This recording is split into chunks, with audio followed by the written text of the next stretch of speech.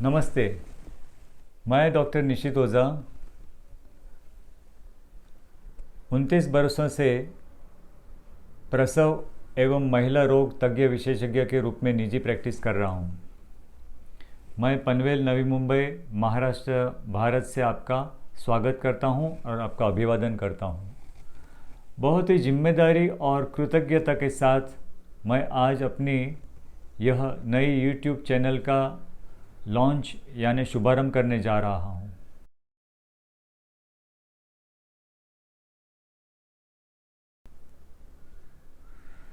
दोस्तों, जब हम एक महिला के जीवन की ओर गौर करते हैं तो हमें 4 मुख्य मुकाम यानी पड़ाव नज़र आते हैं। नंबर 1, पहला माहवारी की शुरुआत यानी मेनार्की। दूसरा मंगल परिणय यानी मैरिज। तीसरा मातृत्व यानी मदरहुड। चौथा माहवारी से निवृत्ति यानी मेनोपॉज। जिंदगी के पहले 10 साल में लड़की के जीवन में स्त्री रोग वाली कठिनाइयाँ बहुत कभी कभार ही आती है। 10 और 13 साल की बीच की उम्र में लड़की के शरीर में बहुत सारे बदलाव शुरू होते हैं, जिसे हम प्यूबर्टी कहते हैं या यौवन अवस्था आरंभ कहते हैं, और एक दिन उसे माहवारी की शुरुआत होती है। ऐसे में एक लड़की घबरा जाती है या फिर अपने को बेसहारा महसूस करती है या फिर आत्म जागरूक हो जाती है यानी सेल्फ कॉन्शियस होने लगती है। इसके बाद 12 बरस से 18 बरस तक की उम्र में किशोरावस्था में, जिसे हम एडोलेसेंस कहते हैं, इसमें उसके शरीर में बहुत सारे बदलाव आते हैं और उसे बहुत सारी कठिनाइयों का सामना भी करना पड़ सकता है। दूसरी अवस्था है मंगल परिणय यानी मैरिज। इसकी आयु भिन्न भिन्न होती है। इस दौरान भी स्त्री के मन, शरीर, भावुकता और अर्थव्यवस्था पर कई सारे तनाव बने रहते हैं। तीसरी अवस्था यानी मातृत्व यानी मदरहुड। गर्भधारण के पहले के कुछ महीने, गर्भधारण के दौरान पहले 3 महीने, बीच के 3 महीने, आखिरी 3 महीने और प्रसव के बाद 42 दिन की अवस्था, जिसे हम प्यूरपेरियम कहते हैं, और उसके बाद जब तक वो बच्चे को दूध पिलाती है, स्तनपान करती है, वो अवस्था भी आती है। यह मातृत्व की इस तरह से अवधि बहुत लंबी सी है और इसमें भले गर्भधारणा एक गर्भाशय के अंदर हुई हो, लेकिन स्त्री के शरीर में बहुत सारी संस्थाओं में बहुत सारे बदलाव आते हैं, जिसकी वजह से उसको बहुत अलग अलग किस्म की कठिनाइयाँ होती है, लक्षण दिखाई पड़ते हैं। ऐसे में उसे उचित मार्गदर्शन और सहारे की बहुत ज़रूरत पड़ती है। चौथा पड़ाव है माहवारी से निवृत्ति यानी मेनोपॉज। इसकी आयु 40 और 54 बरस के बीच में रहती है। ईस्ट्रोजन नामक अंतस्राव, उसकी निर्मित अंडकोश यानी ओवरी में कम होने की वजह से यह अवस्था आती है और स्त्री की माहवारी बंद होती है।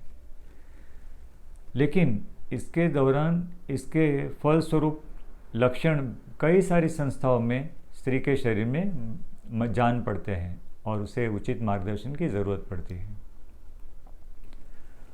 अगर एक स्त्री महिला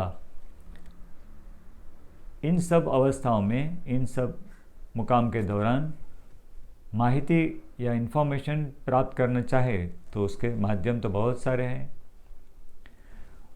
ऐसे पाया गया है अभ्यास में कि जब एक व्यक्ति, आम व्यक्ति पढ़ाई करता है तो उसमें कुछ पढ़ता है तो उससे यानी बुक्स, पीरियडिकल्स या मैगजीन्स पढ़ता है तो उसे उसमें से 10% चीज़ें याद रह सकती है। जब वह कोई ऑडियो सुनता है तो उसे उसमें से 20% चीज़ें याद रह सकती है। जब वह चार्ट, आकृति या डायग्राम देखता है तो उसे 30% चीज़ें याद रहती हैं। जब वो कोई चलचित्र या तो डेमोन्स्ट्रेशन या तो YouTube वीडियो देखता है तो उसे 50% चीज़ें याद रह सकती है। अगर एक व्यक्ति किसी समूह चर्चा में भाग लेता है या तो भूमिका निर्वाह यानी रोल प्ले करता है तो उसे 70% चीज़ें याद रह सकती है। और जब एक व्यक्ति कोई भूमिका निर्वाह करता है या तो कोई असली चीज़ को रियल थिंग प्रैक्टिस करता है तो उसमें उसको 90% की चीज़ें याद रहती है। सिमुलेशन जिसे हम कहते हैं, इस चीज़ से उसे 90% चीज़ें याद रह सकती है। दोस्तों, एक कोरोना महामारी के दौरान हमें बहुत सारी चीज़ों ने परिसीमित कर दिया। हम समूह चर्चा नहीं कर सकते थे, प्रस्तुति पूर्व क्लासेस नहीं चला सकते थे। इस समय बहुत सारी गतिविधियां तारस्थ तरीके से यानी कि ऑनलाइन संचार माध्यम के द्वारा यानी इंटरनेट के द्वारा करनी पड़ती थी। इस दौरान मेरे ध्यान में यह आया कि यह जो YouTube चैनल है इसके माध्यम से हमें ऐसी स्थितियों में बहुत फ़ायदा हो सकता है। इसके माध्यम से मैं बहुत सारे अपने मरीजों के साथ और दर्शकों के साथ संपर्क बना सकता हूँ। उन्हें क्यों, कब और क्या इसके बारे में, वैद्यकीय चिकित्सा के बारे में ज्ञान सुगम सरल भाषा में समझाकर दे सकता हूँ। कैसे? तो छोटे छोटे YouTube वीडियो के द्वारा। इससे उनको क्या फ़ायदा हो सकता है कि यह वीडियो वो जब चाहे अपने अनुकूल समय पे देख सकते हैं और अगर चाहा तो फिर से दोबारा भी देख सकते हैं।